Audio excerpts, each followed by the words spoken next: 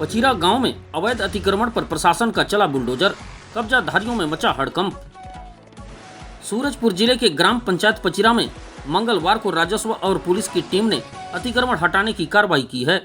अतिक्रमण किए गए बड़े क्षेत्र को जेसीबी चलाकर अतिक्रमण मुक्त कराया गया। आपको बता दें कि सुशासन तिहार के तहत मुख्यमंत्री दौरा कार्यक्रम के समय ग्रामीणों ने ग्राम पंचायत के कई बड़े प्लाट पर अतिक्रमण का शिकायत किया था, जिस पर संज्ञान लेते हुए कलेक्टर के निर्देश पर ग्राम पंचायत में अतिक्रमण के विरुद्ध प्रशासन ने अभियान चलाया, जिसमें ग्राम के मुक्तिधाम मंदिर व अन्य शासकीय जमीन पर प्रशासन ने बुलडोजर चलाकर अवैध कब्जा से जमीनों को मुक्त कराया, जिससे कब्जाधारियों में हड़कंप मचा हुआ है। कब्जा मुक्त कराने के बाद उक्त जमीन को ग्राम पंचायत को सुपुर्द कर दिया गया।